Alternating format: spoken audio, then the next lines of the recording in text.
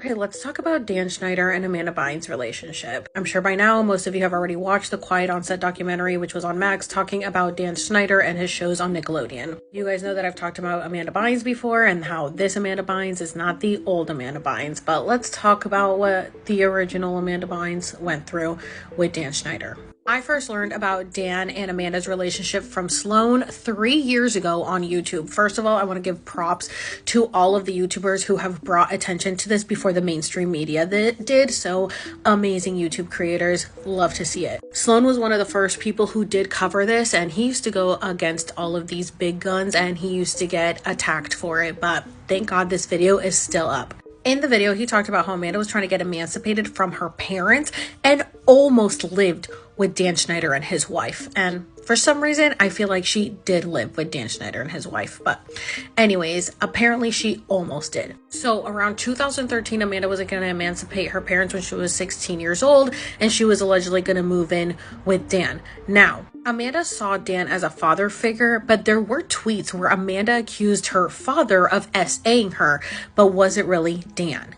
Also, Amanda is known for dating older men. Now, clearly something happened with Amanda and Dan Schneider because she was his little pet. Once he discovered her, he was head over heels over her and he gave her her own show and she was just the star of the show. She was just everything to him. But it seems like he was her handler because he also was in charge of What a Girl Wants, her other show that she was on, and that's insane to me. Now, this is from a Reddit post from about 3 years ago. When you look through Dan's Instagram feed, you can see that he wishes almost every single person he's worked with a happy birthday except for Amanda Bynes, even though Amanda was his cash cow for about a decade, and how she almost lived with him. Now, Dan was known to be a woman hater if you listen to the women writers on the show, and so he threw a lot of shade at women performers in the show, including Brittany.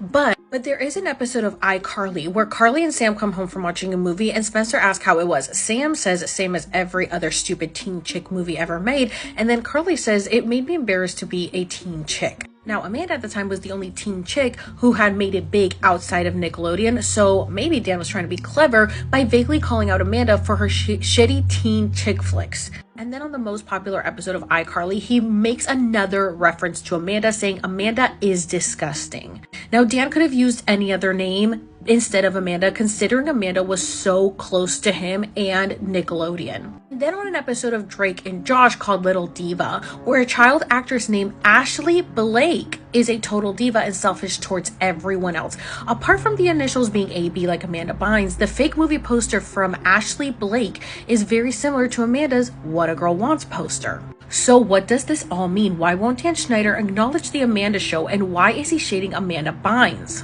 I don't know, maybe she refused to do him any more favors and maybe they had a fight, but something definitely happened between them. Well, let's talk about the accusations that Amanda Bynes herself has made against him. Now, Amanda had made a fake Twitter account under the name of Ashley Banks, which is very close to Ashley Blake. And in it, she wrote, "Can you imagine having an abortion at 13 because your boss impregnated you?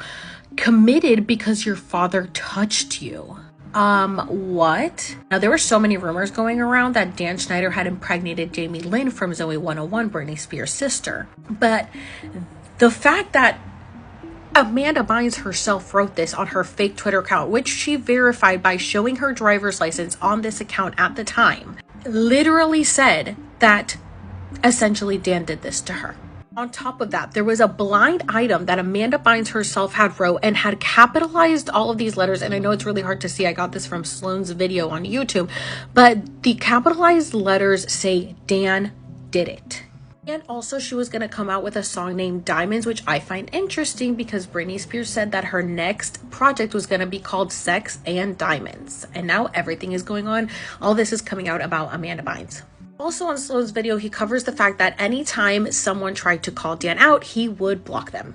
And now Dan has come out with an apology video through The Hollywood Reporter, which the person that interviewed him was on one of Dan's shows. So clearly it's just a friend of Dan's, and it was a very biased interview. also, this came out so quickly right when the documentary came out, and how could Dan have known all of the accusations that were gonna be made before it came out? Now, he says he's been watching it for the past 2 nights as if this was like a live thing just recorded, but it sounded very, very scripted, and as if Dan already knew what was coming out and just said, yeah, I did it. Okay, sorry. And that's it. As if he didn't traumatize these children, and especially Amanda Bynes. Dan Schneider, Nickelodeon, her parents, and honestly the entire world owes Amanda Bynes and all of these other children an apology for what they have done to them in Hollywood. This is disgusting, and they all deserve to be in jail.